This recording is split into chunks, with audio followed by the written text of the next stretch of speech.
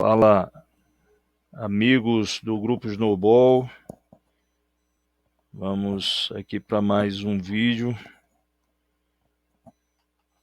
sobre os estudos que a gente vem fazendo continuamente, sempre com essa advertência inicial de que é um vídeo dedicado aos membros do Grupo Snowball e outros amigos que não estão no grupo, mas que acompanham, que gostam também de estudar e receber informações, esses estudos sobre as empresas, e tem por objetivo compartilhar estudos sobre companhias e fundos imobiliários e outros ativos também, a fim de que cada investidor tome suas próprias decisões de investimentos. Não há neste vídeo recomendação de investimento. Então, feito aí o disclaimer, a advertência inicial, né? Outra coisa, o vídeo aqui também não tem compromisso com o tempo, tá? Então, aqui a gente vai falando aqui sobre esses slides que eu separei, a maior parte deles colhidos lá dos materiais do site de relação com investidores da Klabin. E então, né, coloquem aí na velocidade 2 vezes, avancem o vídeo se quiserem, né, ver informações mais adiante, tá? Mas eu vou aqui batendo um papo sobre a Klabin e por que eu resolvi estudar a Klabin. Na verdade, eu sempre bati na trave com a Klabin, essa é a verdade, porque eu sempre ouvi o Bassi falar muito da Klabin e outros grandes investidores falarem da Klabin. E aí toda vez que eu ia ver os números da Klabin, principalmente lucro, eu tomava um susto com aqueles lucros erráticos, né, da Klabin, com né, a inconsistência e até mesmo prejuízos da companhia. E aí eu parava a análise por ali, né? Mas, na verdade, aquilo não passava de uma falta de conhecimento mesmo minha. E certa vez o Mille, né, da Baster, falou: olha, para Klabin você tem que saber estudar, saber analisar, porque se você for olhar assim de forma muito seca lá os lucros, você vai fechar e não vai para frente. Como eu não conseguia entender, eu não ia para frente. Eu acho que eu estava seguindo bem à risca ali os ensinamentos do Buffett, do Charlie Munger, né? Quando eles diziam: olha, isso aqui eu coloco na pilha do muito difícil e deixo de lado e fico no mais fácil, né? E eles têm outra alegoria que eles usam, né? Que tem muita gente que gosta de colocar o sarrafo lá em cima para tentar pular o sarrafo com 4, 5 metros, e eles, na verdade, eles procuram botar o sarrafo bem baixinho e só passar e pronto. Ele diz que né, o esforço é bem menor e o resultado é o mesmo ou até melhor do que os resultados obtidos para quem vai dar esse salto muito grande, muitas vezes, né? Mas, mais uma vez, eu me deparei recentemente com o Barsi falando de novo sobre Klabin. Eu falei: cara, não é possível que eu não consiga entender um pouquinho desses resultados da Klabin. E então eu olhei várias explicações, vários vídeos sobre como interpretar esses lucros da Klabin. E, na verdade, a grande recomendação que os especialistas dão é a seguinte: você não pode olhar a Klabin pelos lucros, né? Inclusive, a própria companhia não exibe, ela não dá importância ao lucro, né? Por quê? Porque o lucro, na verdade, ele é muito impactado, como ela tem uma grande parte da dívida dela dolarizada. Então, o lucro ele é muito impactado pela oscilação do dólar, né, do câmbio. Então, a maior parte dessa dívida, né, além de ser dolarizada, ela é de longuíssimo prazo. Então, muitas vezes a empresa não vai pagar aquela, né, dívida ali no curto prazo, mas o montante da dívida ela está oscilando no curto prazo por conta do câmbio, né? E tudo isso deve ser registrado, né, deve ser inserido na demonstração de resultados da companhia. Então, isso faz com que os resultados da companhia, né, oscilem muito de acordo com o câmbio, né? E então assim, explicando, repassando grosseiramente, mas eu vou indicar aqui as fontes, né, de onde eu colhi, né, essas explicações, vou indicar para que os amigos aí possam ir diretamente às fontes e entender, buscar entender até melhor do que eu consegui compreender, mas basicamente foi isso. Como há essa dívida, né, a maior parte da dívida em dólar, e há essa oscilação do câmbio, isso tudo é refletido na demonstração de resultados, né, sem nenhum efeito caixa, né? Então, muitas vezes ela aparece ali com prejuízo, mas o caixa, né, o fluxo de caixa crescendo, porque esse prejuízo é meramente contábil, né? E também muitas vezes não vai se concretizar porque ela também tem receita, né, em dólar, né? Recentemente, em 2021, janeiro de 2021, eles fizeram uma alteração contábil em que a partir de agora me parece que eles vão, com essas medidas que foram implementadas, né, contabilmente, é, essa oscilação não vai se refletir tanto no lucro, e a gente vai ver no gráfico de lucro que tanto 2021 como 2022 o lucro da companhia deu um salto, mas foi muito mais por conta dessas alterações contábeis, né, que passaram a anular, ou não sei se anula completamente, enfim, mas acredito que anula o efeito, né, dessa oscilação do câmbio. Quero crer que se isso tivesse sido feito, implementado nos anos anteriores, nós teríamos agora uma curva de lucro, né, muito mais consistente, né? Possivelmente até crescente, mas com consistência, sem, né, aquelas oscilações e os prejuízos que foram registrados. Mas enfim, vamos vendo aqui. Então, recentemente, não, em julho agora, né, eu me deparei com essa notícia, né? Aproveitando desconto e bons fundamentos, BASF faz novas compras de ações da Klabin. A companhia, dizia a matéria, deve pagar dividendos de até 36 centavos por ação no dia 11 de agosto. Bom, e a matéria fala aí sobre o BASF, eu acho que vale a pena a gente dar uma olhada, né? E dizia o seguinte: uma ação do setor de papel e celulose voltou a atrair o olhar de um dos maiores investidores da Bolsa, o Luiz Bassi Filho, né, que aproveitou a queda recente do papel para ir às compras, aparentemente ontem, como anunciado pela sua filha Luíse Bassi em redes sociais, uma ação que Bassi estaria comprando a rodo.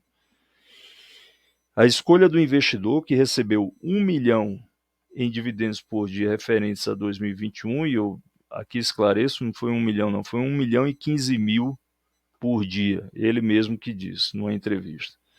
É por uma velha conhecida da sua carteira, é por uma velha conhecida que inclusive é uma das maiores posições do rei dos dividendos. Se trata da Klabin, que em 2022 acumula queda de 20,49% nas ações preferenciais, 4 e 21,26% nas units, né, KLBN11, até o fechamento do dia 27 de julho. segundo dados da Com Dinheiro. Nesta quarta-feira de julho, as ações subiram 5%, repercutindo os bons resultados do balanço trimestral. A informação de novos aportes pelo mega investidor na Klabin foi revelada por Luiz Barsi em um grupo de assinantes do AGF+, né, que é a plataforma deles. Segundo publicação de Luiz, Klabin estaria voltando a semear bons dividendos, motivo pelo qual o papel teria sido alvo de novas compras para a carteira do Luiz Barsi. Também estaria no radar para integrar novamente a carteira da economista e sócia fundadora do AGF+. Como justificativa da compra, Luiz lembrou que a Klabin cresceu em 2020 a sua fatia de receitas geradas pela exportação de celulose, movimento que trouxe uma volatilidade ao lucro da companhia por conta da variação cambial. Esse efeito culminou em muitos prejuízos contábeis em 2020, suficiente para tornar a conta de prejuízos acumulados bem negativa no patrimônio líquido, apontou ela no comentário.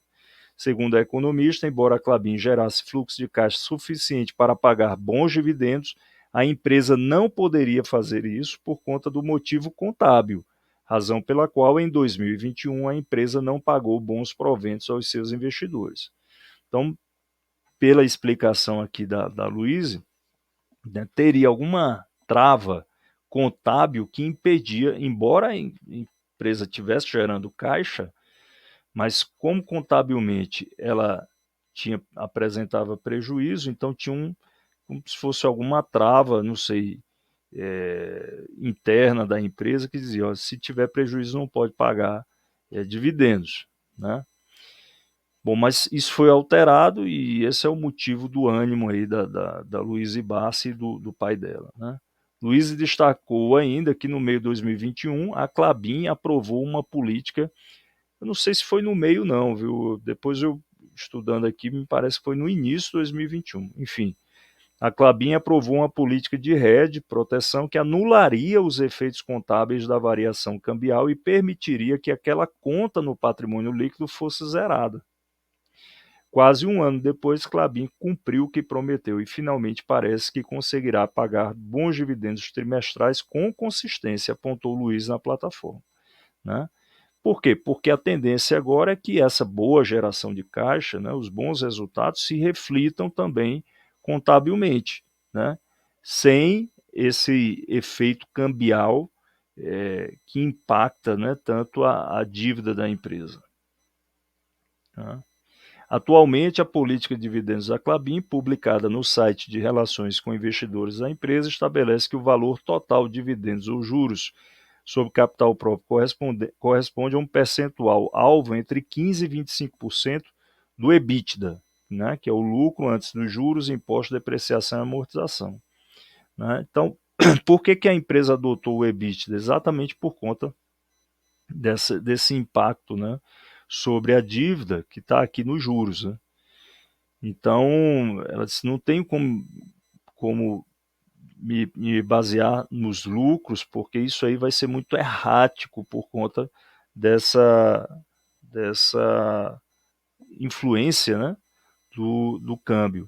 Então, ela sempre adotou como base, né, como parâmetro para o pagamento de dividendos o EBITDA. Eu não sei agora, né, com essa alteração contábil, se muda alguma coisa. Acredito que por hora não, né? Isso deve estar na política, né, de dividendos da companhia. Então, na sequência do resultado, a companhia anunciou o pagamento de dividendos intermediários no valor de 399 milhões de reais, correspondente a 7 centavos por ação ordinária e preferencial e 36 centavos por unit. E aí o pagamento foi realizado em agosto. Então foi isso que me chamou a atenção, né? Então, essa fala da Luiz e também as entrevistas do Barsi, eu disse, poxa, vamos dar uma olhada na Klabin agora com esse esclarecimento, né, sobre o porquê desses lucros, né, desse gráfico de lucros tão ruim como a gente vai ver. Então, primeiro, tem que ver o que é a companhia, né? Tem que fazer o dever de casa aqui. Se você vai investir em alguma coisa, você tem que entender, saber o que é, né? O que é a empresa, o que ela faz, né? Há quantos anos ela existe, né? Com que ela, de onde vem o dinheiro dela, né? Então, se você quer ser sócio, investidor, fundamentalista, você tem que fazer esse papel de casa, esse dever de casa. E se você não fizer isso, cara, você vira um torcedor, vira um especulador, que está comprando só porque o vizinho está dizendo que é bom para comprar, ou que, né, está comprando porque a ação está subindo, e depois você vai vender perdendo.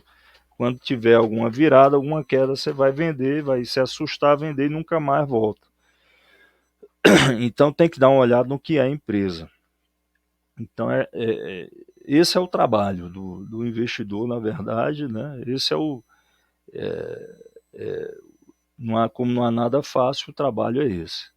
Então a Klabin é uma sociedade anônima de capital aberto com 22 fábricas no Brasil e uma na Argentina. Isso aqui eu tirei do site da Klabin. Somos a maior produtora e exportadora de papéis para embalagens do país e líder na produção de embalagens de papel. Única companhia do mercado brasileiro a oferecer soluções em celuloses de fibra curta, fibra longa e celulose fluff. A fluff é aquela utilizada em fraldas, né, em absorventes e tal. Então ela é a única que fornece isso aqui. Então isso já é uma vantagem competitiva, né? Ela já tem, né, um nicho aí em que ela tem exclusividade, assim, enfim, só ela que fornece isso aqui, né? Então ela tem essa concentração. E líder nos mercados de embalagens de papelão ondulado e sacos industriais. Então, num segmento, que é o de celulose de fibra curta, longa e fluff, ela é única. Diz aqui, é a única companhia que faz isso, que vende essa matéria-prima. E líder nos mercados de embalagem de papelão ondulado e sacos industriais. Mais do que produtos sustentáveis, criamos soluções para um futuro renovável. Nossas atividades florestais e industriais baseiam-se nesse conceito para preservar a biodiversidade e o equilíbrio dos ecossistemas nas regiões onde atuamos. Então, é a empresa que tem tudo a ver com essa onda ISG, né? De meio ambiente, sustentabilidade e tudo mais. Desde 2014, fazemos parte do Índice de Sustentabilidade Empresarial da Bovespa e em 2020 também passamos a ser a única empresa brasileira do mercado de papel e celulose a integrar o Índice Dow Jones de Sustentabilidade nas carteiras de índice mundial e índice de mercados emergentes. Então, beleza, né? Então, algumas informações a gente já vai guardando para avaliar a empresa, né? Primeiro, uma empresa que tem esse grande número aí de fábricas no Brasil, são 22, uma na Argentina, maior produtora e exportadora de papéis para embalagens do país, né? Produtora, exportadora e líder na produção de embalagem de papel, né? Única que fornece celulose de fibra curta, longa e fluff, e líder dos mercados de embalagem de papelão ondulado e sacos industriais. Então você já vê que é uma empresa que tem uma vantagem competitiva significativa, né? E tem um porte também significativo. E também atende a essas exigências atuais do mercado de sustentabilidade, né? E já é reconhecido, inclusive, internacionalmente por isso, né? O que eles fazem? Plantamos e colhemos a nossa própria matéria-prima de forma sustentável. Então, somos uma empresa de base florestal e cuidamos com responsabilidade da nossa fonte matéria-prima. Como resultado, nos tornamos referência mundial em práticas ambientais sustentáveis. Então, eles é uma empresa que tem terras, tem florestas, né? Eles plantam o eucalipto, pinos e tudo mais, e produzem, a partir disso, a celulose, que é a matéria-prima para a produção de papéis e embalagens, certo? Então há uma verticalidade aí na empresa, né? Ela vai desde a floresta até para produzir a matéria-prima e depois o produto final. E também ela exporta e vende a matéria-prima também, é isso? E a gente vai chegar num ponto que o Barsi vai entender, um ponto que o Barsi destaca muito aqui, né? Que ele sempre fala assim, olha, o valor patrimonial da Klabin hoje é 2 e pouco, não sei o que e tal, mas só o que ela tem de terras já supera isso, é o que ele fala, né? Então a gente vai entender, inclusive na última reunião, o Klabin Day, né, ele estava lá na audiência e ele fez uma pergunta sobre isso e ficou muito claro pela resposta dos executivos que ele tem razão, né, que o valor real ali patrimonial daquelas terras todas que eles têm, né, e das florestas que tem, do todo o potencial que existe nessas áreas que pertencem à Klabin, eles não estão retratados no valor patrimonial, né, porque inclusive não podem ser atualizados, né, são propriedades que foram compradas há bastante tempo e você não vai atualizando isso é, na, na, no balanço da companhia, né? Então há uma defasagem, né? Só não disseram quanto é essa defasagem, mas a própria companhia entende, né, que ela está muito barata no mercado, ela está precificada muito abaixo do seu valor real e o Barsi destaca isso o tempo todo também, né? Então foi uma coisa que me chamou a atenção, né?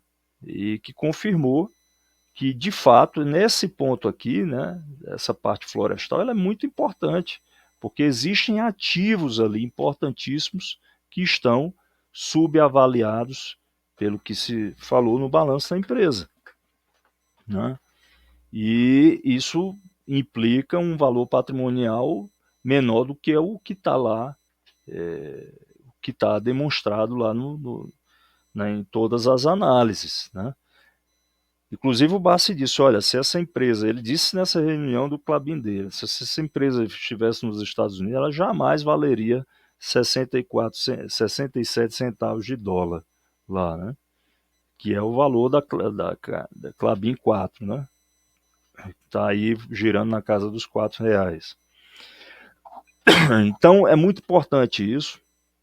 O que está aqui, a gente vê uma verticalidade dentro da empresa, né? E aqui ela tem amplas possibilidades, porque ela vende a matéria-prima, ela pode fazer inclusive negócios aqui com propriedades, áreas delas, fazer desinvestimentos, inclusive com ganho de capital, né? Ela vende a matéria-prima, ela usa a matéria-prima para fabricação dos produtos finais e vende os produtos finais. E ela vende para o Brasil e vende para o exterior, né?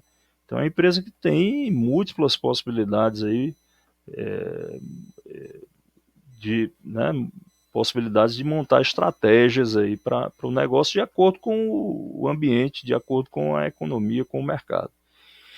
Mas esse ponto da avaliação, né, do valor patrimonial, isso é muito interessante, né, porque o Barsi falou, olha, só o que ela tem de terra supera muito, né, esse valor patrimonial que está aí. Ou seja, ele quis dizer que, bom, a gente não tem números, eu não sei qual é o valor desse patrimônio aí, dessas florestas e tudo mais.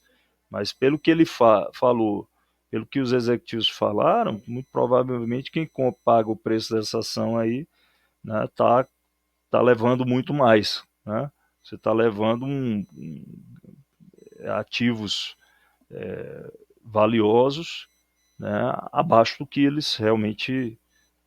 que realmente eles valem, né? Mas, mais uma vez, eu estou repassando nesse estudo que eu absorvi do Bassi e da empresa, né?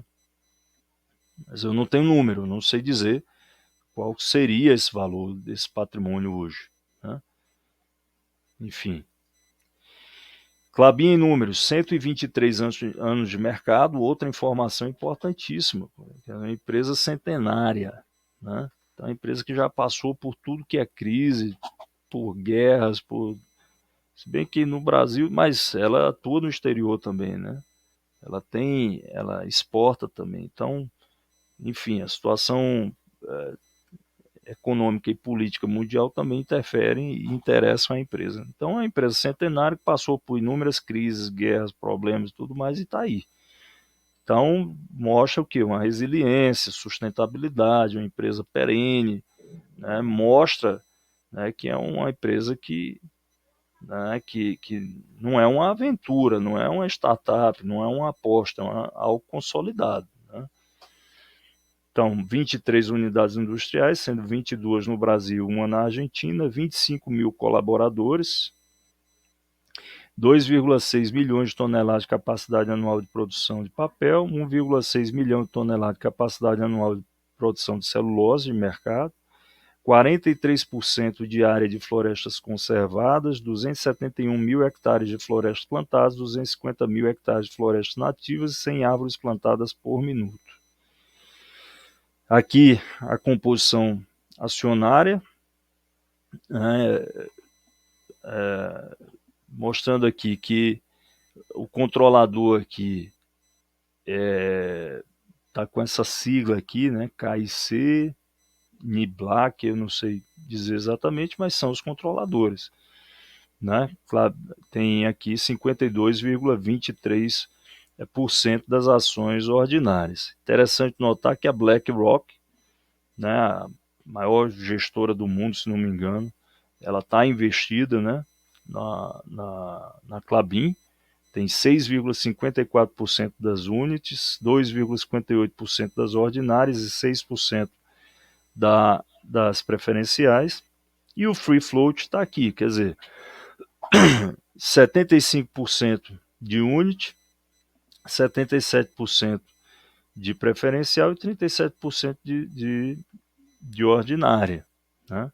Então, aí você diz assim, onde é que está a liquidez aqui? Bom, pelo percentual, está nas units e nas preferenciais. Né? Klabin 4. Né?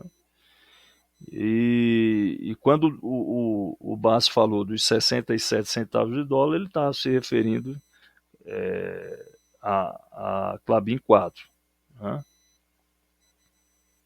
Mas a Suno, por exemplo, recomenda a Klabin 11. Então, enfim, o dividendo para as três é igual. Né? O dividendo para as três é igual. Mas a liquidez maior, claro, o pequeno investidor, ele cabe aqui nos 37,78%. Né?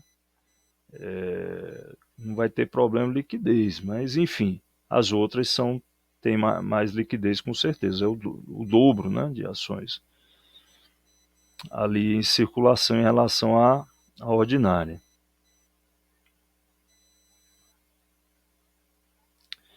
Vamos lá. Aqui a estrutura acionária, mais uma vez. Né? Você tem aqui...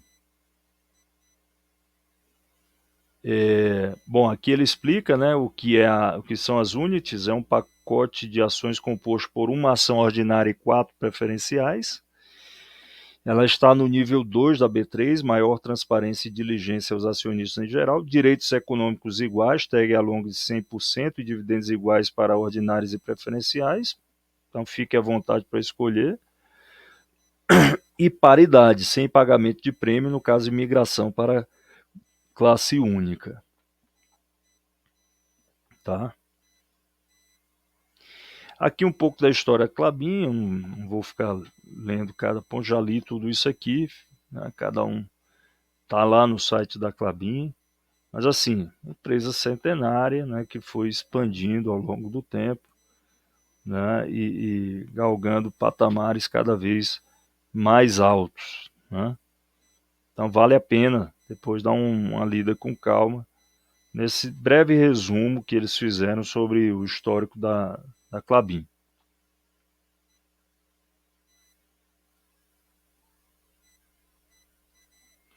Aqui o modelo de negócio integrado, diversificado e flexível, né? Então eles falam aqui das florestas plantadas, das fibras, capacidade total, né. Eu achei interessante, assim, destacar mais ou menos para ter uma ideia de quais são os produtos, né, que a Klabin, fabrica, né. Então a gente vai ver aqui que tem aquelas embalagens para cerveja, para caixas de suco, são chamados cartões, né? Os container board, que são aqueles papelões ondulados para embalagem, né? Caixas, enfim, sacos industriais, e a gente viu também a fluff, né? Que é a celulose utilizada para absorventes e fraldas, etc. Ou seja, tudo produto perene, né? E cada vez mais em voga, né? Com a substituição do plástico por, por celulose, por papel. Então, enfim, cada vez mais em ascensão e conectado, totalmente alinhado com essa política, né? Agora ISD. Um mapa aqui das operações, as fábricas no Brasil e tem também uma na Argentina, né?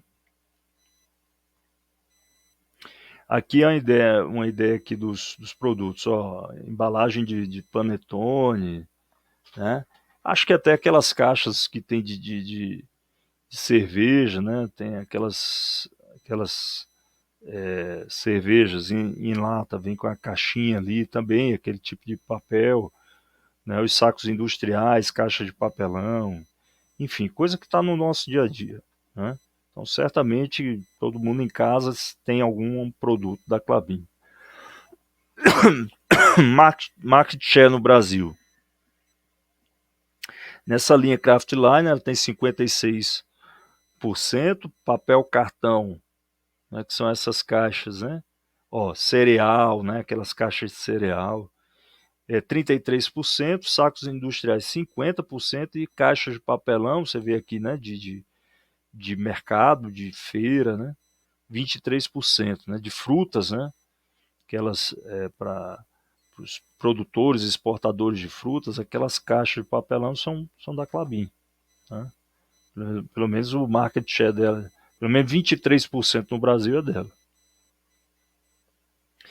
Aqui, né, alguns reconhecimentos, é importante você saber que a empresa é reconhecida internacionalmente, né, por suas boas práticas, então todos aqui registrados, os compromissos, né, com o Pacto Global da ONU, né, os Objetivos de Desenvolvimento Sustentável, isso aqui é importante, né, e não é à toa, por exemplo, que a BlackRock está investida nela, porque certamente a BlackRock tem critérios rígidos de ESG para investimento, então se uma empresa atende esses requisitos, ela entra na mira da BlackRock. E é claro que uma empresa com essas credenciais tem amplas possibilidades de crescimento, né, no mundo todo. Aqui o mercado celuloso no mundo, né, então mostra que desde 2011 uma projeção até 2026 é de crescimento, né, um histórico de crescimento e uma previsão, uma projeção também de crescimento da celulose no mundo todo, né.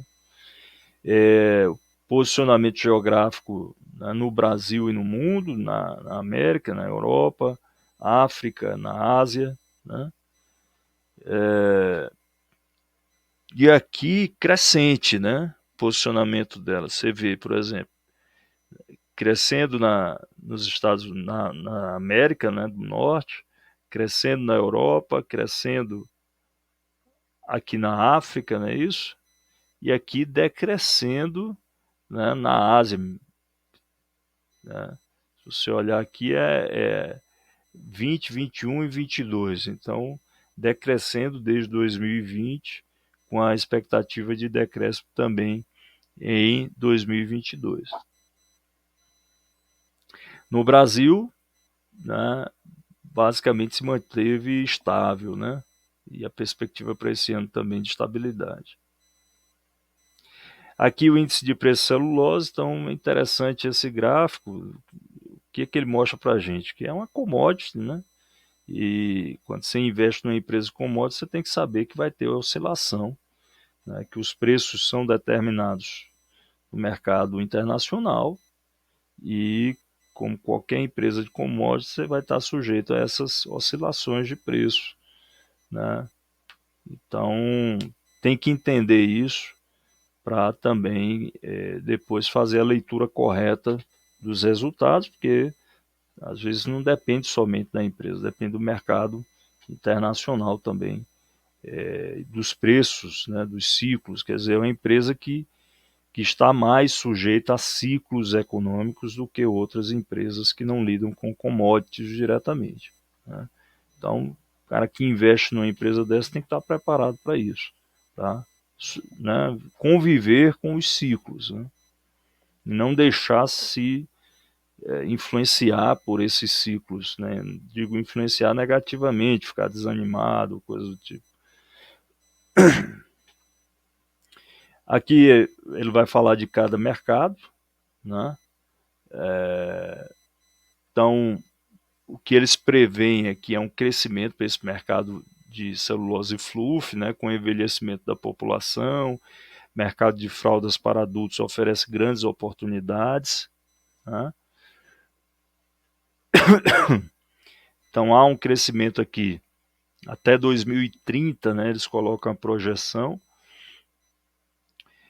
um crescimento esperado para, né, o mercado de incontinência adulta, né, de um crescimento de 4,8%, higiene feminina 3,3%, fraldas infantis 2,2% e não tecidos, não sei dizer exatamente o que é, também um crescimento de 2%, enfim, crescimento em todas essas linhas aqui envolvendo a celulose fluff, né? Aqui mostra o histórico de crescimento das vendas, né, em todos os segmentos, né? Continência adulta, higiene feminina e fraldas infantis meio que ficou mais estável, né? O que talvez aqui reflita, né? Talvez o envelhecimento da população, né? E o menor índice de natalidade, falando, né? Interpretação bem grosseira aqui desses dados, né? Mas enfim, o mercado de fraldas infantis meio que se manteve estável de lá para cá, enquanto que os outros segmentos cresceram, tá? Aqui, ó, engraçado que aqui há vendas em bilhões, né? Fraldas infantis se manteve mais ou menos estável de 2006 a 2021. E aqui a gente vê uma taxa de crescimento, né, de 2010 para cá, e uma projeção de crescimento para 2026. Né? Mas isso é no Brasil. Né? Então aqui me parece que isso aqui talvez seja um dado, né, do mundo todo, né? Do mundo todo, ao passo que aqui é um dado específico do Brasil. Então, no Brasil, né, o registro histórico é de crescimento, tanto para adultos como para o segmento infantil, né? Depois eles falam sobre o containerboard também, previsão de crescimento, enfim, não quero me deter muito, mas só mostrar que há um histórico de crescimento, né, da demanda, né, e uma projeção também de que esse crescimento continue, né, prossiga, né, em todos os segmentos, né? E quais são os drivers de crescimento que favorecem, né, a Klabin aqui? São as legislações restritivas, dificultando o acesso a aparas e com impacto de aumento de preço, o e-commerce, né? O e-commerce favorece muito também a venda das embalagens produzidas pela Klabin, a alternativa de embalagem sustentável, né, com a utilização de materiais biodegradáveis, renováveis, recicláveis e compostáveis, posição privilegiada com alta produtividade florestal, consumo de alimentos frescos, demanda resiliente acompanhando o crescimento populacional, renovação do parque fabril, novas fábricas com tecnologia significativamente melhor que as anteriores. Então, enfim, há uma projeção, tanto um histórico como uma projeção de continuidade e crescimento. Aqui eles destacam, né, que, enfim, os produtos da Klabin estão, né, sendo utilizados em substituição ao plástico, né? Então, o crescimento da substituição ao plástico irá ultrapassar o de e-commerce no mercado containerboard europeu, né?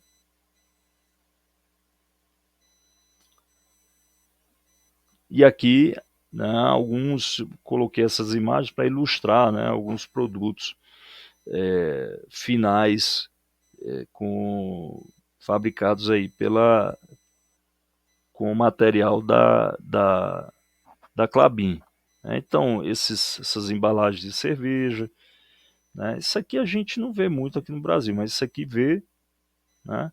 As caixas, né, com latas também, né? As caixas de suco, de leite, né? Tudo isso ela fabrica, né? É o mercado de cartões. Então a gente viu aí o mercado de fluff, né? O mercado de containerboard, né? E o mercado de cartões. Também, né, histórico aí de recente de crescimento e a projeção de crescimento aqui até 2035.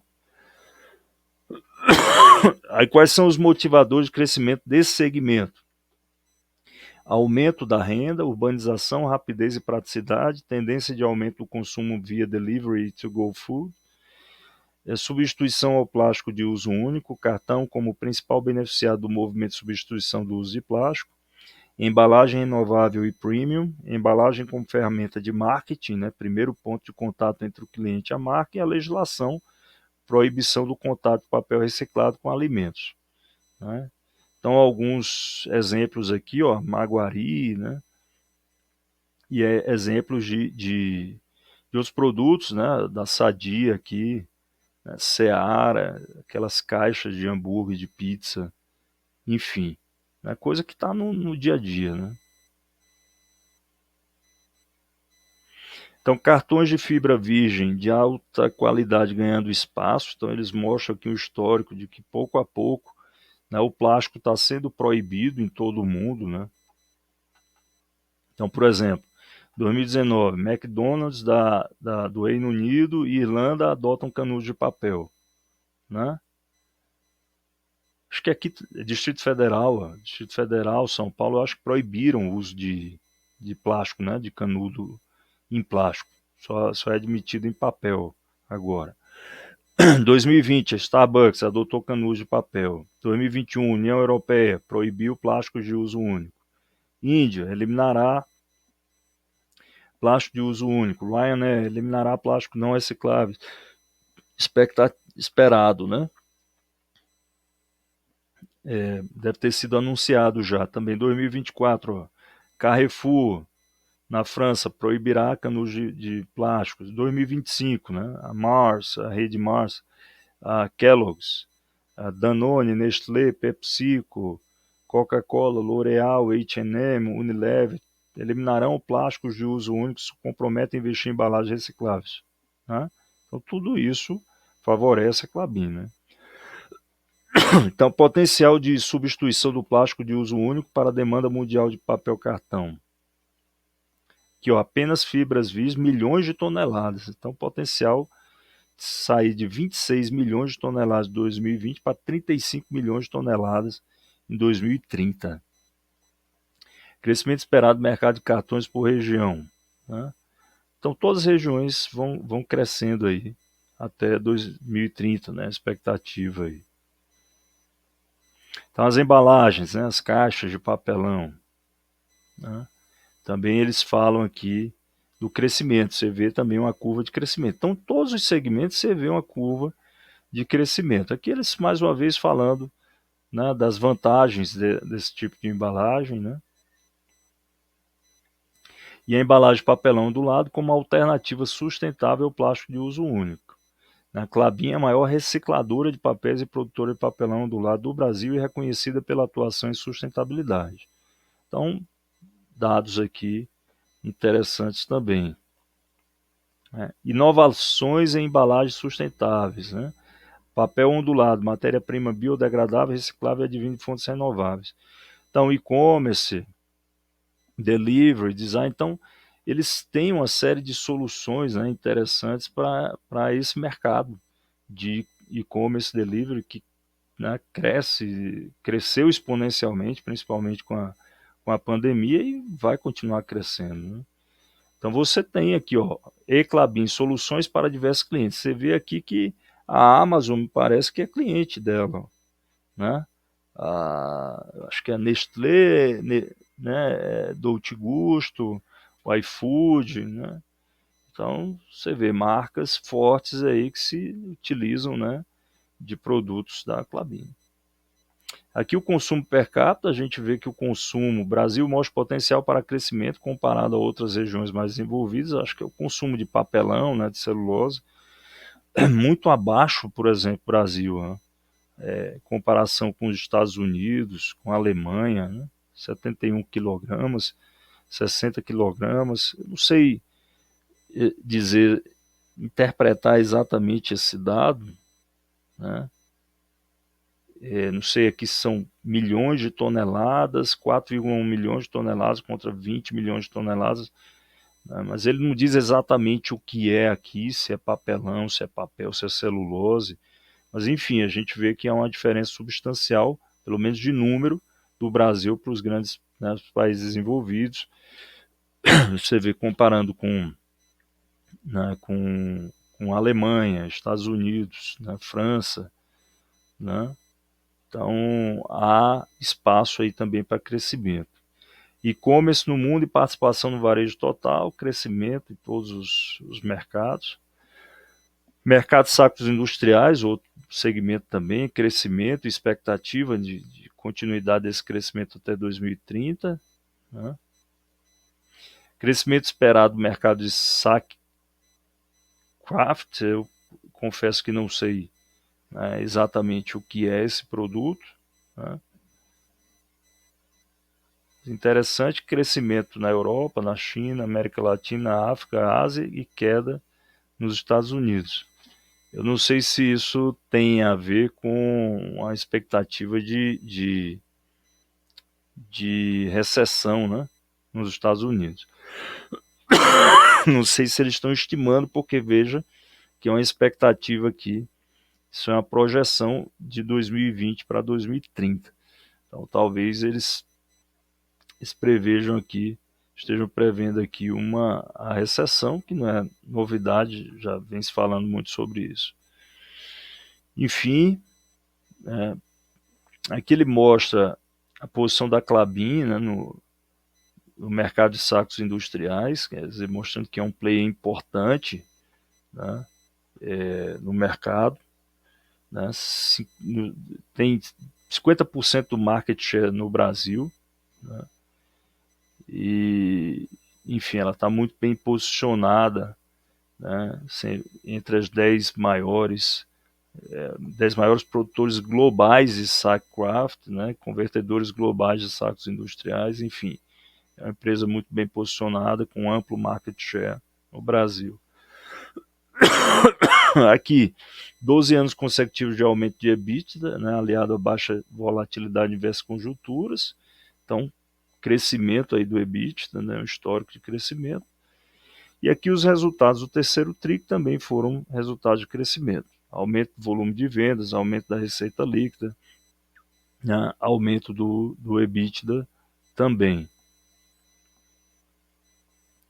O fluxo de caixa livre, né, também houve, né, na verdade, considerando os 9 meses, houve um decréscimo aqui, né, do fluxo de caixa livre. Né? Fluxo de caixa livre ajustado atingiu 3,4 bilhões nos últimos 12 meses, representando um fluxo de caixa livre yield ajustado de 13,6%. Né? Robustez e previsibilidade financeira, aumento da capacidade de investimento, né? A Klabin está investindo, né, em duas fábricas, uma fábrica com 2 unidades, Puma 1 e Puma 2. Agora, né, eles estão na fase, né, da Puma 2. Então eles tiveram picos aí, aqui ele mostra a relação dívida líquida e EBITDA.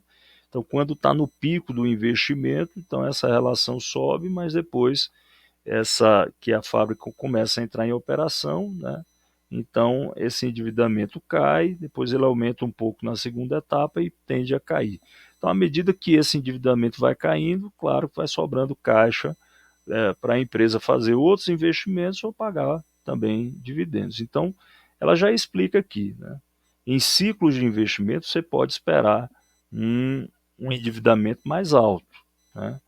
Então, não adianta você, né, ter aquele olhar rígido para esse tipo de empresa e dizer assim, não, eu não quero uma empresa que esteja com a relação de endividamento acima de 3 vezes.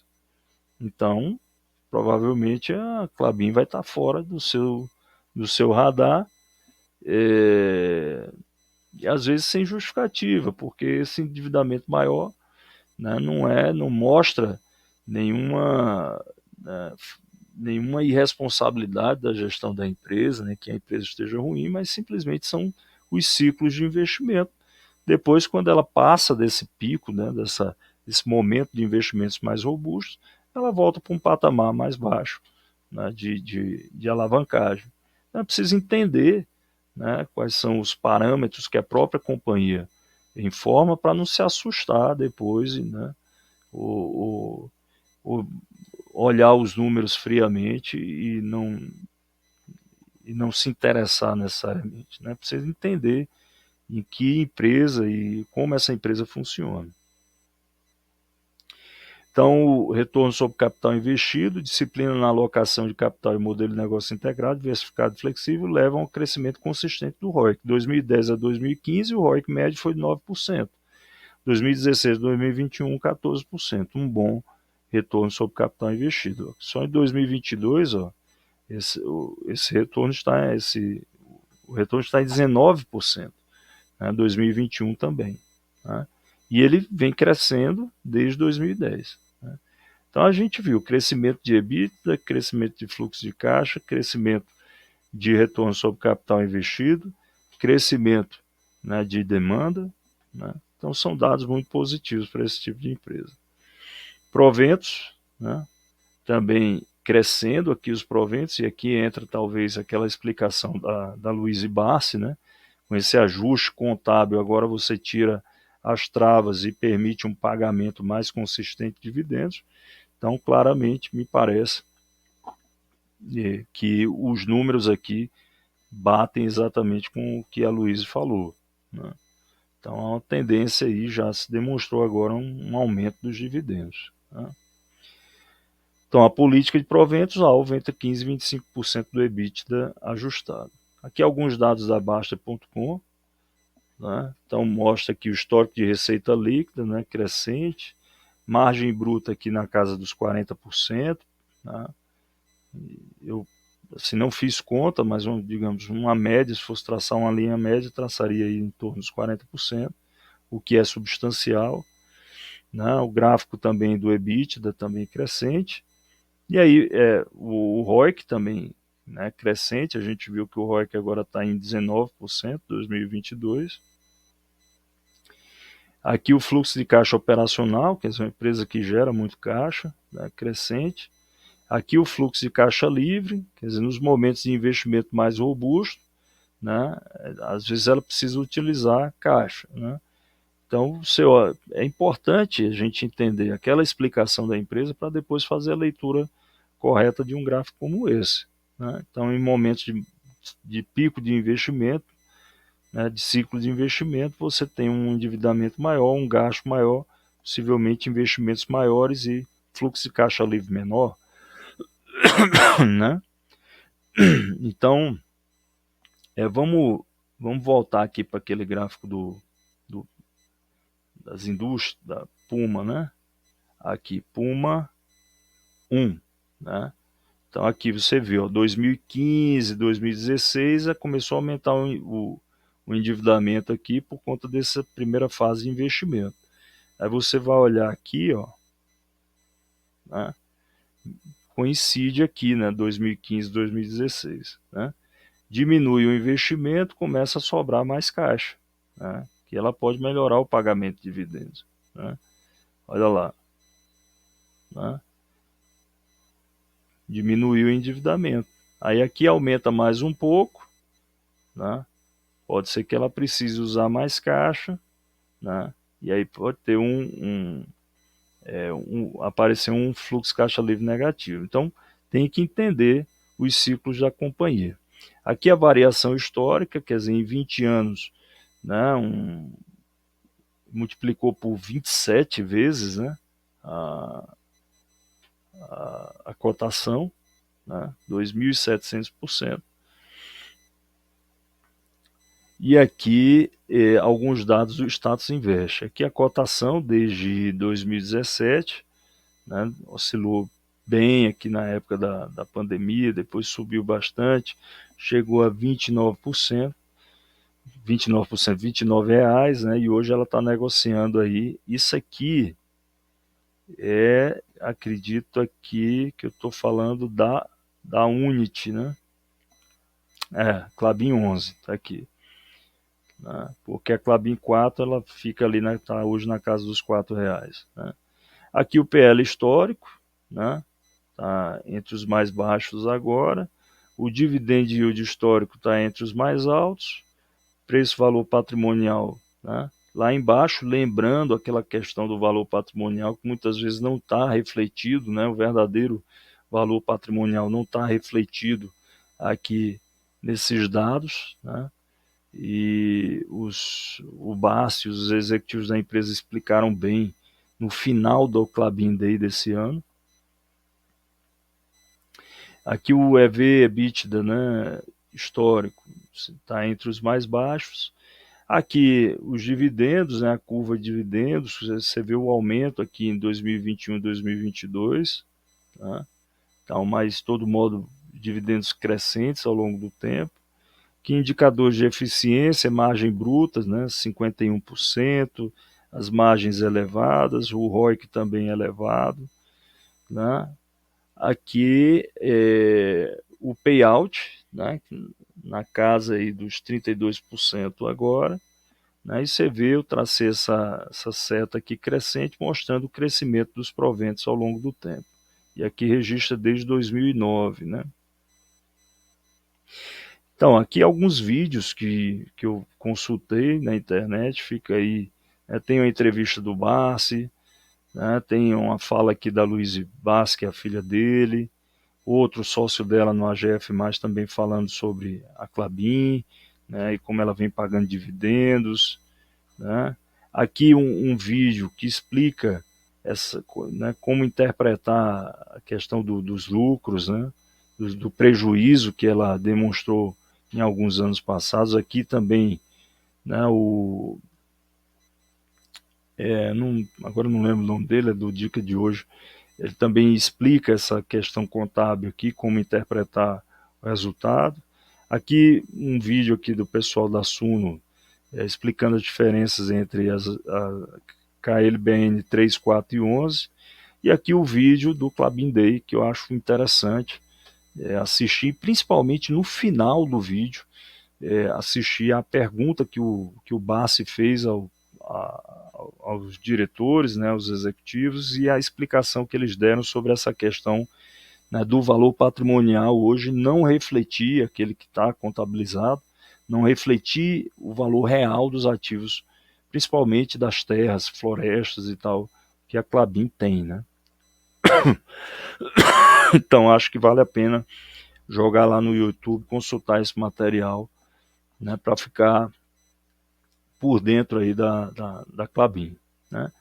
Aqui né, uma brincadeira aqui que eu faço usando, né, o site Play Invest, né, uma projeção não, uma simulação, né, o investidor que tivesse colocado 10 mil, né, investir 10 mil na Klabin em janeiro de 2016, quanto teria agora, né? Então, um investimento aqui de cerca de 10 mil reais, né, ele teria aqui o retorno total dele somando, né, valorização da ação com dividendos seria em torno de 70%, né, ou 14% ao ano, né? Então, só de valorização das ações seria 42%, né? Um ganho de 4.230 mais 2.887 de dividendos, né? Enfim, então é só uma simulação, mas não há recomendação nem nada, nem garantia de que isso vá se repetir, né? Acho que o investidor que quer realmente se associar à Klabin tem que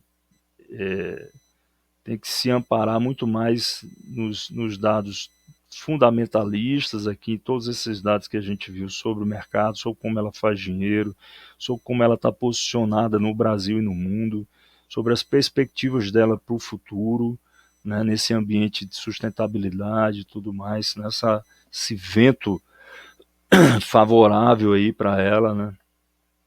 E também se pautar pelo histórico de resultados da empresa, pelos dividendos pagos, enfim, para tomar um investimento, mas fazer um investimento, mas não esperando necessariamente o mesmo desempenho passado. Pode até ter um desempenho muito melhor no futuro, né? Enfim, mas enfim, esse é um apanhado rápido aqui, um pontapé inicial para um estudo aí para colaborar com os estudos dos amigos aí, investidores, mas reforçando que não tem aqui nenhuma recomendação de investimento, cada um é dono e senhor de suas decisões aí, então tem que estudar bem, isso aqui não é nem nem de longe é um estudo exaustivo, mas apenas um pontapé aí, um start para uma investigação mais cuidadosa dos investidores. Então, um forte abraço aí a todos.